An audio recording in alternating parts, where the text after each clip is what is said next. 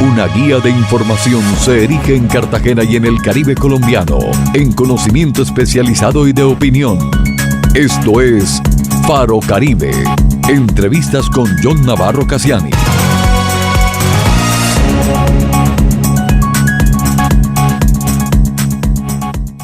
Hoy es viernes y a esa hora damos bienvenida a toda la audiencia de Radio Esperanza que nos escucha en Cartagena, Bolívar, a nivel nacional e internacional. Esto es Faro Caribe, entrevista, para que usted pueda conocer temas de interés. Yo soy Manuel Navarro Cassiani. A esta hora también saludamos a los que nos observan a través de nuestro canal de YouTube. Y queremos continuar acerca de este tema de salud mental. Hemos hablado de las causas, efectos y consecuencias del suicidio en nuestro programa inmediatamente anterior. Hoy continuaremos con la segunda parte y hablaremos un tema que iniciamos, que son los factores de riesgo. Así que te invitamos a que estés con nosotros durante los 25 minutos. Una vez más tenemos con nosotros al profesional en salud desde el Departamento Administrativo Distrital de Cartagena, DADIS, a Maury Montero, a quien una vez más le damos la bienvenida a esta hora a Faro Caribe. Bienvenido, Maury. Buenos días para todos y todas. Gracias, John, por invitarnos a este programa. Para todos, mi nombre es Amaury Montero, soy psicólogo y voy a estar acompañándolos en este programa. En nuestro programa anterior hablábamos de las causas, de las posibles causas, de las múltiples causas del suicidio. Hacíamos énfasis que este es un problema que existe desde que está la existencia del ser humano, y que posiblemente la convulsión en la que la sociedad actual vive ha acrecentado esta problemática, además la masificación de los medios de comunicaciones. Pero en este momento, Amaury, vamos a comenzar a conocer los factores de riesgo que iniciamos en nuestro programa anterior, pero hoy queremos profundizar en esta parte. Háblanos acerca de esos factores, por favor. Claro, los factores de riesgo, según la OMS, nosotros también los podemos clasificar. Hay factores de riesgo predisponentes, precipitantes y potenciadores. ¿Por qué los clasificamos de esa manera? Porque la conducta suicida no obedece a un único factor de riesgo. Entonces menciono que las personas tienen la creencia que si la persona tiene depresión, entonces ese es el factor de riesgo para la conducta suicida, y no toda persona que tiene depresión va a presentar conducta suicida, y no toda persona que hace intento de suicidio tiene depresión. Entonces, dentro de los factores de riesgo están los predisponentes. Los factores de riesgo predisponentes son aquellos que hacen parte de la condición del ser humano y que difícilmente se puede desligar de ellos. Entonces, como por ejemplo, un factor de riesgo es una enfermedad crónica, una enfermedad física crónica. Entonces, por lo general, ya la evidencia plantea que una persona que tiene una enfermedad crónica es probable que desarrolle depresión. Es importante desde su EPS, si tiene una enfermedad crónica, que vaya a consulta por psicología, para que la persona aprenda a adaptarse a la nueva condición, a tener su tratamiento, a suministrar su medicamento, que las citas sean oportunas, que sean rápidas y de calidad. Otro, que tenga trastornos mentales. O antecedentes de intentos de suicidio o antecedentes de suicidio en su familia. Entonces, estas personas, eso se constituye un factor de riesgo predisponente, o sea que hacen parte de la vida de la persona. La muerte de un familiar, por ejemplo. Pero no solamente por presentar eso va a tener intentos de suicidio, ¿no? Sino que se deben de presentar otros. Están los precipitantes, y es que la persona tenga problemas económicos, problemas en la relación de pareja, problemas familiares, problemas académicos. Entonces te das cuenta que es la suma, ¿no? Entonces hay factores de riesgo predisponente, un factor de riesgo predisponente que la persona tenga un trastorno del ánimo, por ejemplo, y tiene problemas familiares o problemas en las relaciones de pareja. Y están los factores de riesgo potenciadores, que son aquellos factores de riesgo que agravan la situación en vez de aliviarla o que ayudar a la persona a superarla. Y está el consumo de alcohol, el acceso a disponibilidades de medios letales o el aislamiento. Entonces, esos se constituyen como unos factores de riesgo principales para que se conjugue toda la crisis en salud mental, ¿no? Entonces, repito, factores de riesgo predisponentes, precipitantes y potenciadores. Amaury, entonces, ya lo decías desde el principio, no podemos confundir con una persona que de pronto se siente triste, está bajo tensión, depresiva, va a recurrir al suicidio. Pero entonces podemos decir que aquí convergen tres factores, que es el estado de ánimo de la persona, el predisponente y los factores ya potenciadores. ¿En qué medida actúan estos tres factores unánimes? Claro, las personas pueden presentar, como te mencioné, o una enfermedad crónica, o un trastorno del ánimo, o un antecedente de que en su familia alguien se haya quitado la vida o alguien que haya fallecido. Entonces la persona en ese estado anímico es normal que se encuentre en desánimo, o esté ansiosa, o esté preocupada. Y si sumado a eso se presentan problemas económicos, o problemas en las relaciones familiares, o con la relación de pareja, se conjuga para que se profundice en la crisis. Entonces, por eso es importante que las personas logren identificar ese tipo de situaciones como situaciones que las pueden poner en riesgo o en vulnerabilidad en su salud mental, para buscar en su EPS la ayuda por psicología de manera oportuna, porque a veces nos quedamos solamente conversando con un familiar o con un amigo, que es bueno hacerlo, pero quizás no vamos a recibir una retroalimentación adecuada en su momento. Amaury, ya hacíamos hincapié en nuestro programa anterior que normalmente las personas, cuando se les menciona la ayuda psiquiátrica o psicológica, se resisten a este tipo de ayuda porque consideran que es para personas desquiciadas mental. ¿Cómo ayudar a este tipo de personas? Porque sabemos que a veces hay resistencias de la misma persona que está padeciendo estas afectaciones. Mira los factores de riesgo que te mencioné. Ningún ser humano, ninguno está exento de presentarlos. O sea que en la vida, alguno de nosotros, tú y yo, y los que nos escuchan, y las personas que están transitando por la calle, en algún momento de la vida hemos tenido un problema en salud mental. Entonces, los problemas en salud mental, o sea, no son exclusivos de ciertas personas. Todos hemos pasado por problemas, o quizás hemos atravesado por un trastorno en salud mental. ¿En qué consisten los problemas de salud mental? Es una alteración de tu percepción, de cómo estás entendiendo la vida, de tus emociones, producto de cómo estás entendiendo la vida en ese momento, producto del problema que estás atravesando, producto de si hay un trastorno del ánimo, etcétera. Y por lo tanto, la conducta puede ser impulsiva, ¿no? Una conducta errática, donde te puedes hacer daño a ti mismo u a otras personas. Partiendo de esa base, o sea, nosotros no debemos estigmatizar la atención en salud mental. Todos nosotros en algún momento de la vida la hemos necesitado. Por eso yo pienso que es normal que nosotros vayamos a nuestra EPS y pidamos nuestra cita por psicología para poder tramitar de mejor manera esas situaciones que me están generando o desánimo, o que me están generando estrés, angustia, ansiedad. Es decir, que en esta parte, cuando una persona se encuentra bajo esta ascensión, lo primero es que debe hacer un autorreconocimiento de la situación que está atravesando, rodearse de seres queridos, pero también rodearse de personas profesionales para tratar este tipo de circunstancias que pueden ser agravantes. Claro, así es. Eso lo que acabas de decir es clave y es importante. Por eso nosotros hacemos un esfuerzo en que las personas desarrollen capacidades para la autoevaluación, para que trabajen en su autoimagen, en su autoconocimiento. Eso es importante porque eso es clave en la construcción de la identidad.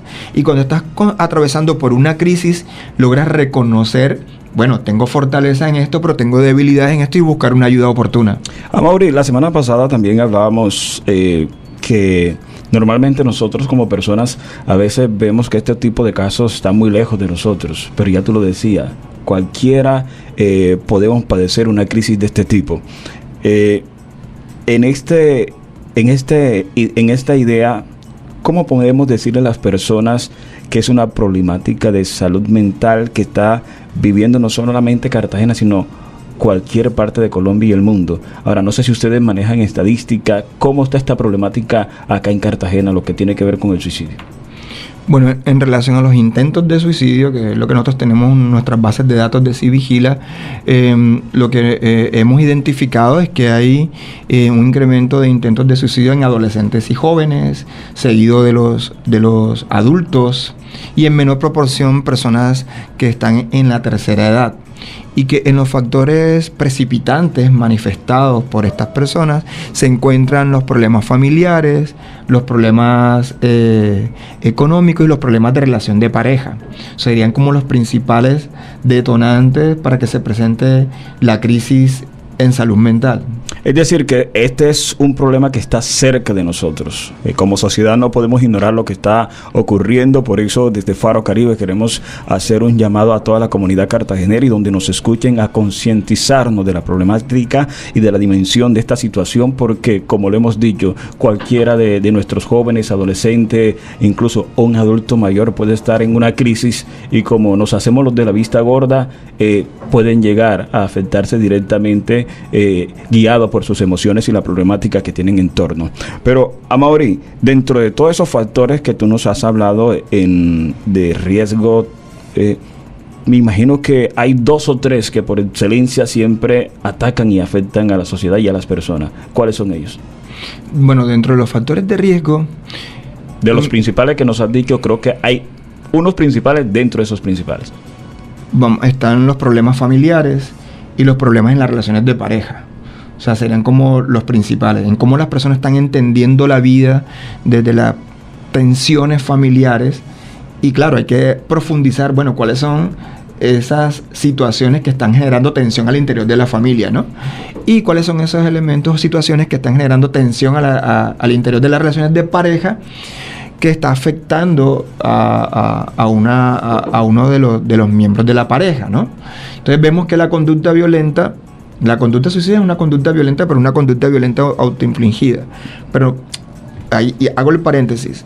En las relaciones de pareja aquí vemos un factor de riesgo principal, porque en las relaciones de pareja tú ves que hay conducta violenta que es dirigida hacia la mujer, ¿no? Que puede ser una conducta violenta que es una violencia basada en género por el hecho de ser mujer dentro de la relación de pareja, en las relaciones de pareja, ¿no? Y la conducta violenta que puede ser también por intentos de suicidio.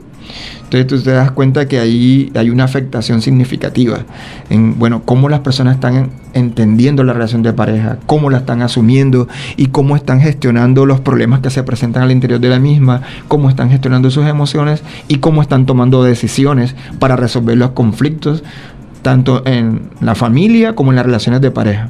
Ahora, Mauri, hagamos un contrapeso. Me imagino que así como hay estos factores de riesgo, hay factores para contrarrestar este tipo de circunstancias que se están dando sobre todo en la mente y en el interior de la persona. ¿Cuáles son esos factores? Hay unos factores protectores, ¿no? Para que las personas logren superar una crisis, ¿no? Uno de ellos tiene que ver con la calidad de las relaciones. O sea, que es importante estar relacionados. Si ya vimos que el estar aislados o el percibirse solos, una cosa es aislarse y la otra es la percepción de soledad que a veces atraviesan algunos jóvenes, ¿no? Y algunos adolescentes, y es que están rodeados de amigos o de familiares y aún así se autoperciben solos. Tenemos que profundizar en eso, a ver qué está sucediendo, ¿no? Pero el aislamiento también, cuando tú ves que una persona después que iba a la escuela, a la universidad, a la iglesia, ¿cierto? A los grupos de amigos, ya tú ves que no está asistiendo a ninguna de esas actividades, hay que prestar especial atención. Eso es un indicador importante. Por eso la calidad de las relaciones juega un papel protector importante, porque es un factor salutogénico que previene las crisis en salud mental. Entonces es importante que nos relacionemos con los amigos, que nos relacionemos en la iglesia, que nos relacionemos en la escuela y que sean relaciones significativas, porque estas generan bienestar. La calidad de las relaciones puede variar para las personas de muchas maneras, o sea, cómo está entendiendo qué es calidad de la relación. Pero en salud, calidad de la relación es que genera un bienestar tanto en lo psicológico como en lo físico, esa relación. El hecho que yo me reúna con mi amigo o con mi familiar, con mi hermano, ¿cierto? Y le exprese los problemas que tengo, ¿cierto? Y le cuente por lo que estoy atravesando. El hecho de simplemente expresar lo que está sintiendo se constituye en un factor protector importante, porque la persona está externalizando el sufrimiento por el cual está atravesando. Mauri, sobre todo en esta parte, porque y sobre todo para dirigirnos a lo que son la comunidad de varones, normalmente como hombres a veces sufrimos y nos quedamos callados, nos ensimismamos de la circunstancia que estamos viviendo, nos encerramos y entramos en lo que usted decía, en ese túnel, donde vemos las cosas difusas, en donde creemos que vemos todo de manera negativa, pero creo que es allí cuando debemos rodearnos de las personas que nos quieren, de las personas que desean lo mejor para nosotros y de profesionales, como hemos venido reiterando, para compartir la situación que estamos atravesando. Pero hay otros factores de protección. Claro, el apoyo familiar es fundamental. Que la familia o los cuidadores o el grupo de amigos, ¿no? Porque hay personas que de pronto están en la ciudad y no tienen a su familia, pero tienen una red de apoyo. Es importante el apoyo familiar o su red de apoyo en estos momentos, personas cercanas con las cuales tú puedes conversar y conversar de aspectos significativos de tu vida, importantes de tu vida, ¿no? Entonces es importante el apoyo familiar o de la red de apoyo, lo que tú decías. Es importante que los hombres expresemos lo que pensamos y lo que sentimos. Y los que escuchan, es importante que escuchen con empatía y sin juzgar y sin cuestionar, que tengan la apertura de encontrarse con el otro y la disposición y la disponibilidad para escuchar al otro, sin juzgarlo y sin cuestionarlo. Pues recuerden que cuando estamos atravesando por crisis es de acuerdo a las creencias que tiene cada uno respecto a la situación que está atravesando. Una creencia que es significativa para él y que esa creencia en ese momento entra en crisis por la situación que está él atravesando, y por eso la persona sufre. Entonces, por lo tanto, yo no puedo entender la crisis de la persona que me está refiriendo, contando por qué está sufriendo, entenderla desde mi creencia. Por ejemplo, en las relaciones de pareja, hay personas que cuando está en crisis y es escuchada por la otra persona de pronto, en aras de evitarle el sufrimiento, le dice: pero vea usted, por eso tú estás mal. Porque de pronto esa persona en ese momento entiende que por eso él no sufriría, ¿no?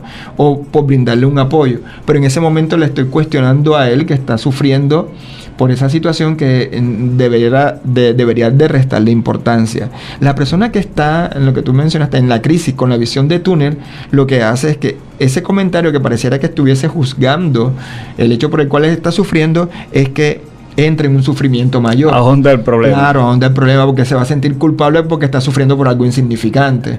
Pero por eso es importante que en el apoyo familiar o la red de apoyo escuche de manera empática y se comunique con asertividad y con empatía, que sean compasivos con esa otra persona que está sufriendo en el momento. Ahora, agregando algo más a lo que usted ha mencionado, Mauri, creo que cuando estamos en estas circunstancias somos sensibles y vulnerables ante cualquier cosa. Por eso la persona que se acerca para brindar cualquier tipo de ayuda o apoyo debe ser muy sensible también a las circunstancias que está viviendo la otra persona. Pero quiero dejarte continuar. ¿Qué otro factor protector podemos recordar?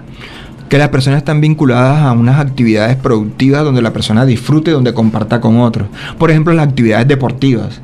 Estar en una actividad deportiva de su interés y vinculado con otros genera dopamina. Entonces la persona en el momento, por el problema, puede estar estresado y el estrés genera cortisol, ¿cierto? Y la persona, eso genera inflamación y hace que las personas se sientan como en desánimo y como sin ganas de hacer nada. Pero la actividad física, y que sea de su interés, sea caminar, sea correr o trotar, montar en bicicleta, jugar fútbol, el hecho de estar compartiendo con otros y hace que sienta una gratificación inmediata y su cerebro genera dopamina, y es lo que contrarresta ese momento de estrés, ¿no? Y le ayuda a poder continuar, ¿no? Entonces, el compartir actividades de ocio significativas con otros, el compartir una espiritualidad, ¿ya? Porque en ese momento de sufrimiento las personas puede que busquen en la meditación o en la oración una respuesta, y eso alivia también, porque en ese momento hay una respuesta fisiológica también desde su organismo, donde la persona tiene la esperanza de que hay una solución para su problema y ya no se está estresando, sino que genera también dopamina, y eso de alguna manera alivia en ese momento ese sufrimiento. Bueno, aquí queremos decir que normalmente algunas personas personas creen que actividades de ocio es perder el tiempo, pero creemos que en ocasiones este tipo de actividades dan también sentido a la vida. Tú hablabas del proceso también de oración, de meditación. Son cosas que en ocasiones o en algunas veces les damos poco valor, pero que también son significativas para nuestras vidas. Ahora, quiero que continuemos hablando de esos factores protectores, porque quiero que hagamos hincapié aquí, sobre todo en una problemática de carácter social y de salud pública como lo es el suicidio. Claro, que las personas están vinculadas a actividades productivas como en su trabajo y en la escuela, que esté vinculado también a grupos de apoyo. Eso se constituye en un factor protector significativo. Que esos entornos que mencioné, como el trabajo y la escuela, también tengan unos protocolos de atención frente a las crisis de salud mental. Eso es importante. Porque, como dije al inicio, un problema de salud mental o un trastorno de salud mental lo puede atravesar cualquiera, ninguno está exento. Por lo tanto, se debe asumir con normalidad, estableciendo protocolos de atención para cuando las personas entren en crisis. Y el hecho de que la persona esté en crisis no es sinónimo de que la persona ya no es funcional, ya no va a ser productiva, como que no va a ser importante dentro del equipo de trabajo, no, todo lo contrario. Y sobre todo si ha sido una persona que se ha destacado y que ha estado siempre allí. Entonces es importante brindar apoyo a aquellos que hacen parte de nuestro equipo de trabajo, ¿cierto? Y en la escuela también, estar atento a los estudiantes y crear todos unos protocolos de atención. Están las zonas de orientación laboral y que son dispositivos comunitarios para la promoción de la salud mental y la prevención de los problemas y trastornos. Estamos en Faro Caribe y estamos tratando el tema de salud mental. Hoy, factores de riesgo y factores protectores. Estamos con el psicólogo y profesional de salud del DADIS, Amaury Montero. Faro Caribe es formación de opinión con conocimiento especializado.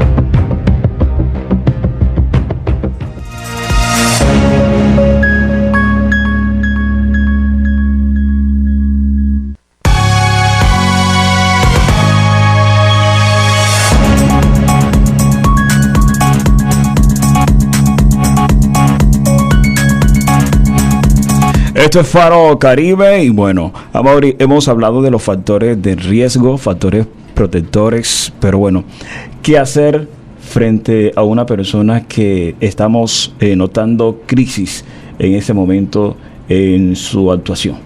Bueno, vale. Tú sabes que por efecto de los tiempos en radio, que son bien breves, vamos a tratar de sintetizarlo.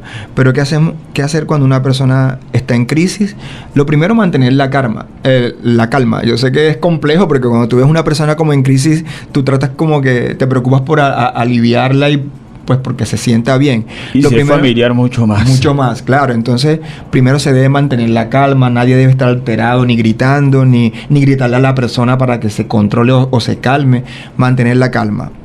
Lo segundo es tratar de acompañar a la persona, todo el tiempo, acompañarla.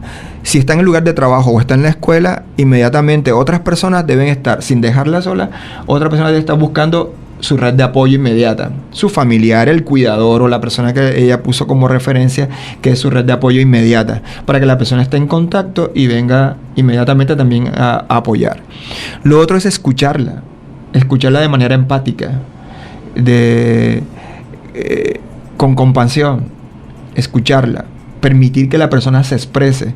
En este tipo de situaciones a veces nosotros creemos tener la respuesta inmediata y a veces no tenemos una escucha activa, sino que de una queremos decirle a la persona qué tiene que hacer frente a ese problema. No hay que decirle, ¿no? Entonces, acompañarla, escucharla, permitirle que se exprese, que exprese lo que piensa y lo que siente. Y cuando la persona se está expresando, no juzgarla. O sea, no juzgarla frente a lo que está diciendo en ese momento, sino que tener la escucha activa. Cuando las personas están en esa crisis, lo que mencionábamos, que lo hemos dicho varias veces, tienen visión de túnel. ¿Qué es la visión de túnel? Que ellos no contemplan otra salida frente al problema, que no lo pueden evaluar de otra manera. Por lo tanto, en ese momento, si amerita una retroalimentación, no es decirle qué tiene que hacer, sino preguntarle, bueno, ¿y qué otra cosa puedes hacer aparte de esto? Bueno, ya me has dicho que has pensado hacer esto, o que estás entendiendo este problema de esta manera, pero también, ¿cómo se puede entender? Para procurar en ella como el fortalecimiento de la capacidad de la evaluación del problema y que vaya contemplando otras alternativas distintas a la que ella pueda estar pensando en ese momento. Y lo otro es trasladarla a un lugar seguro, que es de los primeros, ¿no? Mientras la estamos acompañando y buscando la red de apoyo, buscarle un lugar seguro donde ella pueda estar y pueda expresar lo que piensa y siente. Porque dentro de las crisis se presenta la conducta que puede ser impulsiva, ¿no? Y debemos de, en ese lugar, tener un espacio donde la persona pueda estar y que no haya nada con la que la persona se pueda hacer daño. Entonces, si está en un tercer piso y no es un primer piso, que el espacio sea seguro para ella, donde no se pueda hacer daño, etcétera. Y activar la ruta por su EPS inmediatamente, con sus familiares. ¿Cómo se activan estas rutas? Pues la persona debe llamar a su EPS, pedir la consulta prioritaria por la crisis en salud mental que está atravesando. La EPS inmediatamente la va a derivar a su red prestadora de servicios, que son su IPS, y va a recibir una atención oportuna y de calidad y de manera inmediata. Si se encuentra alguna barrera de acceso para la atención en ese momento, pueden llamar al 125, que es el CRUE, al Centro Regulador de Urgencia del Distrito, o también nos pueden estar escribiendo a nosotros en nuestros correos, que es saludmentaldadis@cartagena.gov.co, solo cuando hay una barrera de acceso al servicio. En este caso, ¿se hace alguna visita a domicilio a la persona que padece esta crisis? No, la persona, por eso es importante la red de apoyo y quienes están junto con ellos. Si tienen que trasladarla, la llevan a la urgencia que disponga su EPS. Si está en una crisis y tal, mientras se hace la gestión con la EPS, la pueden trasladar a una urgencia y ahí se le brinda la atención prioritaria para ser derivada a su red prestadora de servicio posteriormente. Amaury, cuando estamos siendo de ayuda para una persona que padece este tipo de afectaciones, ¿qué no debe hacer en este caso la familia, que es el primer núcleo o vínculo o entorno con que la persona que padece esta crisis tiene vínculo?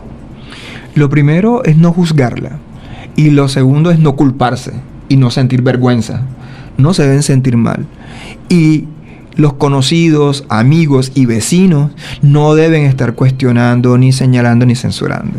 Recuerden que este tipo de situaciones las puede atravesar cualquier persona y en este momento debemos ser rodeados con comprensión, con apoyo, con afecto, con amor, con compasión, que es lo creo que hace falta en nuestra sociedad, ser compasivos con el otro, viendo en el otro a uno mismo, ¿no? Como que, bueno, en cualquier momento que yo atraviese por una situación de esta, sea la familia o sea la persona, como que me gustaría que me brindaran apoyo de esta manera, ¿no?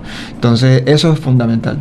Es la voz del psicólogo y profesional en salud mental del DADIS, Amaury Montero. Amaury, muchas gracias una vez más por aceptar nuestra invitación a esta emisión de Faro Caribe y por compartir esta información de carácter y de importancia para toda la sociedad, porque creemos que el suicidio y la salud mental es un problema de salud pública. Muchas gracias, Amaury. Gracias, John, por la invitación y gracias a Radio Esperanza y a ti por abrir este espacio, que es un espacio educativo, ¿no?, para la comunidad en general y que se necesitan espacios así como estos. Gracias. A todos ustedes, muchas gracias. Nos podemos encontrar en nuestra próxima misión en Faro Caribe, aquí en Radio Esperanza.